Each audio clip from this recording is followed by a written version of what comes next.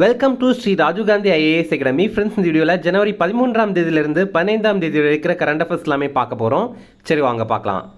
அனைவருக்குமே இனிய பொங்கல் திருநாள் நல்வாழ்த்துக்கள். எல்லாருமே மிக மகிழ்ச்சியாக பொங்கல் திருநாளை கொண்டாடுங்க. ஓகே, இப்போ இந்த வீடியோ பார்க்கலாம். ஃப்ரெண்ட்ஸ், இந்த வீடியோட நோட்ஸ் எல்லாமே கீழே பிடிஎஃப் டிஸ்கிரிப்ஷன் கொடுத்துருக்கோம். அதெல்லாமே கிளிக் பண்ணி டவுன்லோட் பண்ணிச்சிங்க. அப்புறம் நம்ம டெலிகிராம் குரூப் லிங்க்மே கீழே டிஸ்கிரிப்ஷன் கொடுத்துருக்கோம். அதுலேயுமே கிளிக் பண்ணி ஜாயின் பண்ணிங்க. ஓகே, சரி வாங்க பார்க்கலாம். ஃபஸ்ட்டு, 12 ஆண்டுகளுக்கு ஒரு முறை நடைபெறும் மகா கும்பமேளா தற்போது எங்கு தொடங்கியது? இதற்கான ஆன்சர் பிரயாக்ராஜ். பிரயாக்ராஜ் அப்படிங்கிறது உத்தரப்பிரதேசத்தில் இருக்குது. இங்கே பார்த்தீங்கன்னா மகா கும்பமேளா தொடங்கியிருக்காங்க. கிட்டத்தட்ட 40 கோடி மக்கள் இதில் பங்கேற்கிறாங்க. இது உத்தரப்பிரதேசத்தில் பிரயாக்ராஜ் அப்படிங்கிற பகுதியில் தான் இது நடைபெறுது.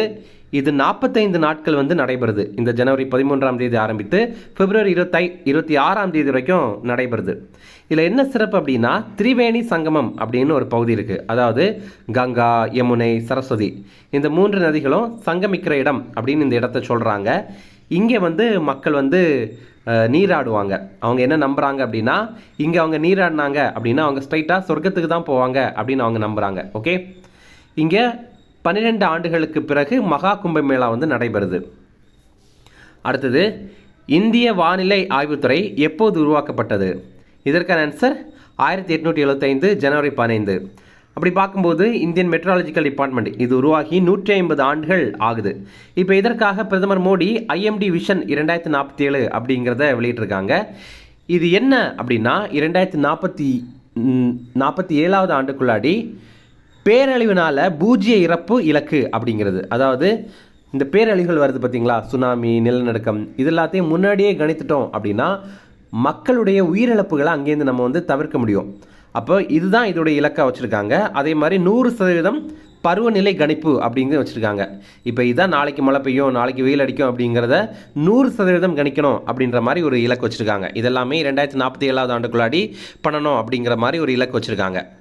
இது மட்டும் இல்லாமல் 3 நாட்களுக்கு 100% துல்லிய பருவநிலை கணிப்பு. அதாவது அடுத்த 3 நாட்களுக்கு மழை வருமா, வெயில் அடிக்குமா அப்படிங்கிறத துல்லியமாக கணிக்கணும் அப்படிங்கிறத சொல்கிறாங்க.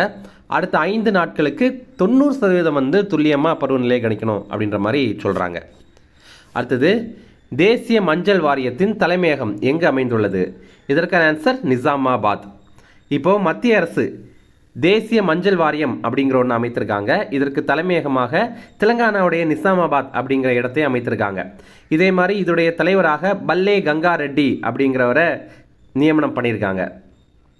இந்த தேசிய மஞ்சள் வாரியம் இதோடைய நோக்கம் என்ன அப்படின்னா, நம்ம இந்தியாவுடைய மஞ்சள் வர்த்தகத்தை உலகம் முழுவதுமே கொண்டு சேர்க்கணும் அப்படிங்கிறதும், அதே மாதிரி மஞ்சளுடைய நன்மை தன்மை குறித்து ஆய்வு பண்ணுறதும் தான் இந்த ஒரு வாரியத்துடைய நோக்கம். ஃப்ரெண்ட்ஸ், நம்ம ராஜீவ் காந்தி ஐஏஎஸ் அகாடமியில் 2025ஆவது ஆண்டிற்கான UPSC எக்ஸாமுக்கான கிளாஸ் ஸ்டார்ட் பண்ணியிருக்கோம். நம்ம இன்ஸ்டியூட் பார்த்திங்க அப்படின்னா சென்னையில் அண்ணா நகரில் இருக்குது. நீங்கள் இங்கே படிக்கலாம். இதற்கான புதிய கிளாஸஸுமே இப்போ ஸ்டார்ட் பண்ணியிருக்கோம். உங்களுக்கு இது சம்மந்தமான டவுட்ஸ் இருக்குது அப்படின்னா ஸ்க்ரீனில் தெரியுற இந்த நம்பருக்கு கால் பண்ணி பேசிக்கலாம். அதே மாதிரி சிவில் ஜட்ஜ் எக்ஸாமுக்கான கிளாஸுமே நம்ம ஸ்டார்ட் பண்ணியிருக்கோம். நம்ம இன்ஸ்டியூட்டில் இப்போ டெஸ்ட் சீரிஸுமே இதற்காக அவைலபிளாக இருக்குது. இது சம்மந்தமான கிளாஸஸ் பற்றி உங்களுக்கு டீட்டெயில் தெரியணும் அப்படின்னாலும் ஸ்க்ரீனில் தெரியுற இந்த நம்பருக்கு கால் பண்ணி பேசிக்கலாம். நம்ம இன்ஸ்டியூட்டில் ஆன்லைன் கிளாஸ் இருக்குது, அதே மாதிரி ஆஃப்லைன் கிளாஸும் இருக்குது. அடுத்தது, தமிழக அரசு கால்நடை உயர் ஆராய்ச்சி நிலையத்தை தற்போது எங்கு திறந்து வைத்தது? இதற்கான ஆன்சர் சேலம். இப்போ கால்நடை உயர் ஆராய்ச்சி நிலையம் இது என்னென்னா, ஆடு, மாடு, கோழி இதை பற்றியெல்லாம் ஆய்வு பண்ணுறதுக்காக ஒரு நிலையம். இது சேலத்தில் தலைவாசல் அப்படிங்கிற பகுதியில் திறந்து வச்சுருக்காங்க. 1102.25 ஏக்கரில் இதை அமைத்திருக்காங்க. இதனுடைய மதிப்பு ரூபாய் 564 கோடி. இதை நபார்டு வங்கியுடைய நிதியுதவியின் மூலமாக அமைத்திருக்காங்க. நபார்டு அப்படின்னா national bank for agriculture and rural development அப்படிங்கிறது, தேசிய வேளாண் வளர்ச்சி வங்கி அப்படிங்கிறது. அடுத்தது, தர்மன் சண்முகரத்னம் எந்த நாட்டின் அதிபர்? இதற்கான ஆன்சர் சிங்கப்பூர். இப்போது சிங்கப்பூருடைய அதிபர் இவர் நம்ம இந்தியாவுக்கு அரசு முறை பயணமாக வந்திருக்காரு. இதற்கு முன்னாடி கடைசியாக பார்த்தீங்கன்னா 2015ஆவது ஆண்டு சிங்கப்பூருடைய அப்போதைய அதிபரான டோனி டன் கிங் யாம் அப்படிங்கிறவர் இந்தியாவுக்கு வந்தார். அதுக்கப்புறம் யாரும் வரல, இப்போ இவர் வந்திருக்காரு. அடுத்தது, முதல் கோகோ உலகக்கோப்பை போட்டி எங்கு நடைபெறுகிறது? இதற்கான ஆன்சர் இந்தியா. கோகோ விளையாட்டு இருக்குல்ல, இதற்காக இதுவரைக்கும் உலகக்கோப்பைங்கிறது நடந்ததே கிடையாது. இப்போ தான் முதல் முறையாக கோகோ உலகக்கோப்பை நடைபெற்றிருக்கு. அது எங்கே நடைபெற்றிருக்கு அப்படின்னா இந்தியாவில் தான் நடைபெறுது. இப்போ தான் தொடங்கியிருக்காங்க, இன்னும் முடியலை. இது புதுடெல்லியில் தான் நடைபெறுது. இந்திரா காந்தி உள் விளையாட்டு அரங்கத்தில் தான் இது நடைபெறுது. அடுத்தது, தற்போது பரிசோதனை செய்யப்பட்ட நாக் மார்க் 2 என்பது என்ன? இதற்கான ஆன்சர் ஏவுகணை. இது ஒரு ஏவுகணை. இது பார்த்தீங்கன்னா பீரங்கி எதிர்ப்பு ஏவுகணை. இப்போ இதை DRDO அமைப்பு தான் உருவாக்கியிருக்காங்க. பாதுகாப்பு ஆராய்ச்சி மற்றும் மேம்பாட்டு அமைப்பு இருக்குல்ல, அவங்க தான் இதை உருவாக்கியிருக்காங்க. இதில் என்ன சிறப்பு அப்படின்னா, இது பீரங்கியிலிருந்தே ஏவி எதிரி நாட்டு பீரங்கியை பின்தொடர்ந்து துல்லியமாக தாக்குற திறன் கொண்டது தான் இந்த ஒரு ஏவுகணை. இப்போ இதை ராஜஸ்தான் மாநிலத்தில் இருக்கிற பொக்ரானில் பரிசோதனை பண்ணியிருக்காங்க. வெற்றிகரமாகவே பரிசோதனை பண்ணியிருக்காங்க. அடுத்தது, சோன்மார்க் சுரங்கப்பாதையை பிரதமர் எங்கு தொடங்கி வைத்தார்? இதற்கான ஆன்சர் ஜம்மு காஷ்மீர். ஜம்மு காஷ்மீரில் சோன்மார்க் அப்படிங்கிற ஒரு சுரங்கப்பாதையை பிரதமர் வந்து திறந்து வைத்திருக்காரு. இதை பாருங்கள், இதை வந்து இசட் மார்க் டனல் அப்படின்னு கூட சொல்கிறாங்க. ஏன் இதை அப்படி சொல்கிறாங்க அப்படின்னா, நார்மலாக இந்த பகுதியில் வந்து இசட் வடிவத்தில் தான் போக முடியும்.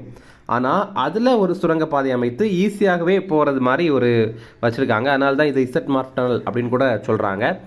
இது ஜம்மு காஷ்மீரில் ஸ்ரீநகர் மற்றும் கார்கில் இந்த தேசிய நெடுஞ்சாலையில் தான் அமைந்திருக்கு. இது கடல் மட்டத்திலிருந்து 8650 அடி உயரத்தில் அமைந்திருக்கு. இதோடைய நீளம் 6.5 கிலோமீட்டர். திட்ட மதிப்பு 2700 கோடி ரூபாய்.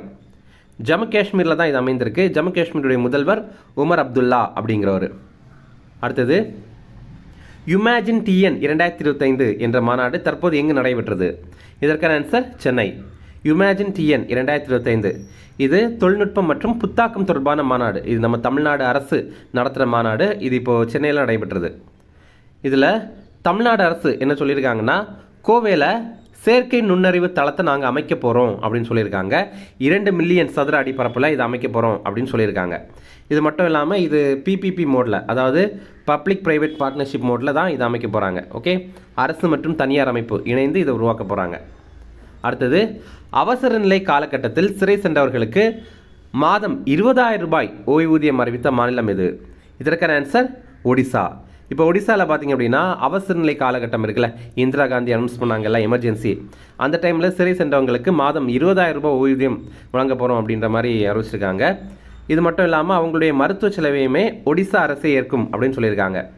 முன்னாள் பிரதமர் இந்திரா காந்தி அவங்க ஆட்சி காலத்தில் 1975 ஆண்டு ஜூன் மாதத்திலிருந்து 1977 ஆண்டு மார்ச் மாதம் வரைக்கும் இந்த இந்தியாவில் இந்த அவசர நிலை வந்து அறிவிக்கப்பட்டது. அடுத்தது, இது ரொம்ப முக்கியமான question. INS Surat, INS Nilgiri, INS Vagsheer என்பவைகள் என்ன? இதற்கான ஆன்சர் போர்க்கப்பல்கள். இப்போது இந்த 3 போர்க்கப்பல்களையுமே நரேந்திர மோடி, நம்முடைய பிரதமர் மோடி வந்து நாட்டிற்கு அர்ப்பணித்திருக்காரு. இதில் ஒவ்வொரு கப்பல் பற்றியுமே டீட்டெயிலாக பார்க்கலாம். முதல்ல INS சூரத். இது P-15B டெஸ்ட்ராயர்ஸ், அதாவது P-15B ஏவுகணை அழிப்பு போர்க்கப்பல் திட்டத்துடைய 4வது மற்றும் இறுதி கப்பல். இது உலகத்துடைய மிகப்பெரிய மற்றும் அதிநவீன அழிக்கிற திறன் கொண்ட போர்க்கப்பல். இந்த கப்பல் பார்த்தீங்கன்னா 75% நம்ம நாட்டிலேயே தயாரிக்கப்பட்டிருக்கு. அடுத்தது, INS நீலகிரி அப்படிங்கிறது, இது வந்து P-17A ஃப்ரிகேட்ஸ் அப்படிங்கிற பிரிவை சேர்ந்த கப்பல். அதாவது P-17A போர்க்கப்பல் அப்படிங்கிற திட்டத்துடைய முதல் கப்பல் தான் இந்த கப்பல். இது நம்ம இந்திய கடற்படையுடைய போர்க்கப்பல் வடிவமைப்பு பணியகம், அதாவது வார்ஷிப் டிசைன் பியூரோ அப்படிங்கிற அமைப்பினால் வடிவமைக்கப்பட்டது. அடுத்தது INS வாக்ஷீர் அப்படிங்கிற கப்பல். இது பார்த்தீங்கன்னா ப்ராஜெக்ட் 75 ஸ்கார்பின், அதாவது P-75 ஸ்கார்பின் அப்படிங்கிற திட்டத்துடைய 6வது மற்றும் இறுதி நீர்மூழ்கி கப்பல்.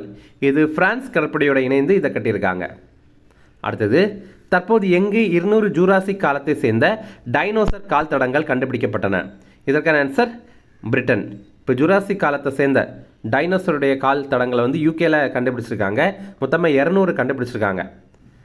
இதெல்லாமே 166 மில்லியன் ஆண்டுகள் பழமையானது அப்படின்ற மாதிரி நம்புகிறாங்க.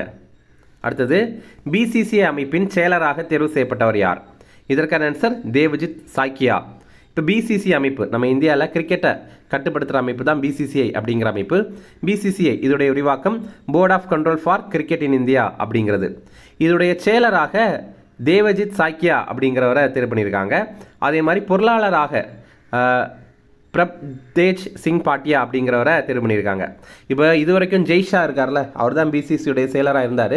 ஆனால் ICC அமைப்பு இருக்குது பார்த்தீங்களா, உலக அளவில் கிரிக்கெட்டை கட்டுப்படுத்துகிற அமைப்பு, இன்டர்நேஷ்னல் கிரிக்கெட் கவுன்சில், சர்வதேச கிரிக்கெட் வாரியம் அப்படிங்கிற அமைப்புடைய தலைவராக ஜெய்ஷா வந்து தேர்வு பண்ணி அங்கே போயிட்டார். அவர் இப்போ வந்து BCCIயுடைய செயலராக இவரை வந்து தேர்வு பண்ணியிருக்காங்க. அடுத்தது கனவு இல்லம் திட்டம். அதாவது கனவு இல்லம் திட்டத்திலே 2 விதமான திட்டங்கள் இருக்குது. ஒன்று பார்த்தீங்கன்னா குடிசையில் வாழ்கிற மக்களுக்கு வீடு கட்டி கொடுக்குற திட்டம். அது வந்து கலைஞரின் கனவு இல்லம் திட்டம் அப்படின்னு சொல்லுவாங்க. இப்போது நம்ம இந்த கொஸ்டினில் பார்க்குறது எழுத்தாளர்களுக்கு வீடு கட்டி கொடுக்குற திட்டம் தான் இந்த கனவு இல்லம் திட்டம். ஓகேவா? இதை வந்து வெறுமனே கனவு இல்லம் திட்டம் சொல்லுவாங்க. அதை வந்து கலைஞரின் கனவு இல்லம் திட்டம் அப்படின்னு சொல்லுவாங்க. ஓகே, இந்த கனவு இல்லம் திட்டம் இது 2021ஆவது ஆண்டு ஜூன் 3ஆம் தேதி தொடங்கியிருந்தாங்க. இது பார்த்தீங்கன்னா முக்கிய விருதுகள் பெற்ற எழுத்தாளர்களுக்கு வீடு வழங்குற திட்டம். இதில் வந்து 40 லட்ச ரூபாய் மதிப்பில் வீடு கொடுப்பாங்க. இப்போது 10 மொழிபெயர்ப்பாளர்களுக்கு தமிழக அரசு இந்த திட்டத்தின் கீழே வந்து வீடு வழங்கியிருக்காங்க. அதனால தான் இது நம்ம வந்து நியூஸில் பார்க்குறோம். அடுத்தது சென்னை சங்கமம் நம்ம ஊர் திருவிழா. இது இப்போ தொடங்கியிருக்கு. இது எங்கே தொடங்கியிருக்காங்க அப்படின்னா சென்னையில் கீழ்ப்பாக்கத்தில் இருக்கிற ஏகாம்பரநாதர் ஆலய திடலில் இதை தொடங்கியிருக்காங்க. இது சென்னையில் மொத்தமாக 18 இடங்களில் நடைபெறுது. இதில் பல்வேறு பகுதிகள், நம்ம தமிழ்நாட்டில் இருந்து பல்வேறு பகுதிகளில் இருந்து வந்து கிராமிய கலைஞர்கள் இதில் வந்து பங்கேற்று கலை நிகழ்ச்சிகள் நடத்துவாங்க. அவங்களுக்கு ஒரு நாள் ஊதியமாக ரூபாய் 5000 ரூபாய் கொடுக்க போகிறோம் அப்படின்னு தமிழக அரசு அறிவிச்சிருக்காங்க. இந்த கலை நிகழ்ச்சிகள் மொத்தமாக 4 நாட்கள் நடைபெறும். மாலை 6 மணிலேருந்து இரவு 9 மணி வரைக்கும் தான் நடைபெறும். இதே மாதிரி கோவை, மதுரை, திருச்சி, சேலம், தஞ்சாவூர், அப்புறம் திருநெல்வேலி, காஞ்சிபுரம், வேலூர் இந்த பகுதிகளையும், இந்த 8 நகரங்களையும் கலை நிகழ்ச்சிகள் வந்து நடைபெறுது. அடுத்தது இப்போ நம்ம இந்தியா இருக்காங்கல்ல, அவங்க வந்து வங்கதேசத்துடைய எல்லையில் வேலி அமைக்கிறாங்க. எதற்காக அந்த மாதிரி அமைக்கிறாங்க அப்படின்னா பாதுகாப்பு நடவடிக்கைகளுக்காக தான் இந்த மாதிரி வேலி அமைக்கிறாங்க. அப்போது இதில் அனைத்து ஒப்பந்தங்கள் மற்றும் விதிமுறைகளை இந்தியா பின்பற்றியிருக்கு. இதை ஏன் நம்ம பார்க்குறோம் அப்படின்னா இந்த மாதிரி வேலி அமைக்கிறத பற்றி விசாரிக்கிறதுக்காக நம்ம வங்காளதேசத்தில் இருப்பாங்கல்ல, வங்காளதேசத்திற்கான இந்திய தூதரான பிரணய் வர்மா அவங்கள வங்காளதேச அரசு கூப்பிட்டு நீங்கள் இந்த மாதிரி வேலி அமைக்கிறீங்களே, இது உங்களுக்கு நியாயமா, நீங்கள் இப்படி அமைக்கலாமா அப்படின்ற மாதிரி கேட்டிருக்காங்க. அதற்கு நம்ம இந்தியா என்ன பண்ணியிருக்கோம் அப்படின்னா இந்தியாவுக்கான வங்கதேச தூதர் இருக்காங்கள்ல அவங்களை கூப்பிட்டு விளக்கம் அளிச்சிருக்கோம். என்னென்னா நாங்கள் வந்து எல்லா ஒப்பந்தங்கள் அப்புறம் விதிமுறைகளை பின்பற்றி தான் நம்ம வந்து இந்த மாதிரி அமைக்கிறோம், ஏற்கனவே நாங்கள் ஒப்பந்தம் போட்டிருக்கோம் அப்படின்ற மாதிரி வந்து சொல்லியிருக்காங்க. ஓகே, அடுத்தது இம்பார்ட்டன்ட் டேஸ் பார்க்கலாம். 77வது இந்திய இராணுவ தினம். இது ஜனவரி 15ஆம் தேதி. இந்த ஆண்டுக்கான கருப்பொருள் அதிகாரம் பெற்ற இந்தியா, திறமையான இராணுவம் அப்படிங்கிறது தான். எம்பவர்டு இந்தியா, கேப்பபிள் ஆர்மி அப்படிங்கிறது. 1949ஆவது ஆண்டு ஜனவரி 15ஆவது தேதி தான் ஜெனரல் காரியப்பா அப்படிங்கிறவர் இந்திய இராணுவத்துடைய முதல் இந்திய கமாண்டர் ஆயிருக்காரு, கமாண்டர் இன் சீஃபாக ஆயிருக்காரு. அதற்காக அந்த ஒரு தினத்தை கடைபிடிக்கிற மாதிரி இந்த ஒரு தினத்தை நம்ம வந்து கொண்டாடுறோம். ஓகே, இனி ரிவிஷன் பார்க்கலாம். 12 ஆண்டுகளுக்கு ஒரு முறை நடைபெறும் மகா கும்பமேளா தற்போது எங்கு தொடங்கியது? இதற்கான ஆன்சர் பிரயாக்ராஜ். அடுத்தது இந்திய வானிலை ஆய்வுத்துறை எப்போது உருவாக்கப்பட்டது? இதற்கான ஆன்சர் 1875ஆவது ஆண்டு ஜனவரி 15. இப்போ உங்களுக்கான கேள்வி, இந்த அமைப்புடைய தலைமையகம் எங்கே இருக்குது அப்படிங்கிறது உங்களுக்கு தெரியும்னா கமெண்ட்ஸில் சொல்லுங்கள். அடுத்தது தேசிய மஞ்சள் வாரியத்தின் தலைமையகம் எங்கு அமைந்துள்ளது? இதற்கான ஆன்சர் நிசாமாபாத். அடுத்தது தமிழக அரசு கால்நடை உயர் ஆராய்ச்சி நிலையத்தை தற்போது எங்கு திறந்து வைத்தது? இதற்கான ஆன்சர் சேலம். அடுத்தது தர்மன் சண்முகரத்னம் எந்த நாட்டின் அதிபர்? இதற்கான ஆன்சர் சிங்கப்பூர். அடுத்தது முதல் கோகோ உலகக்கோப்பை போட்டி எங்கு நடைபெறுகிறது? இதற்கான ஆன்சர் இந்தியா. அடுத்தது தற்போது பரிசோதனை செய்யப்பட்ட நாக் மார்க் 2 என்பது என்ன?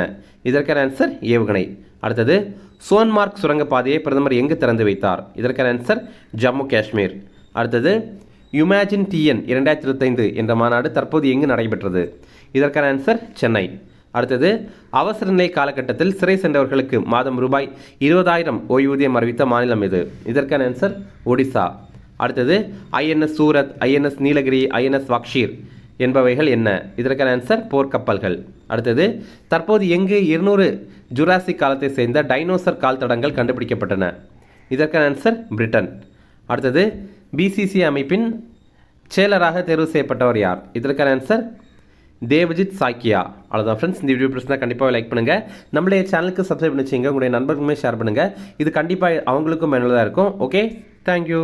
சென்னை ஸ்ரீ ராஜீவ் காந்தி ஐஏஎஸ் அகாடமியில யூபிஎஸ்சி, டிஎன்பிஎஸ்சி குரூப் 1, குரூப் 2 மற்றும் TNPSC civil judge, APP exam உட்பட police sub inspector, field surveyor, land draftsman ஆகிய பணிகளுக்கான சிறப்பு கோச்சிங்ல ஜாயின் பண்ணுங்க. 100% பாஸ் பண்ணுங்க, அரசு அதிகாரி ஆயிடுங்க.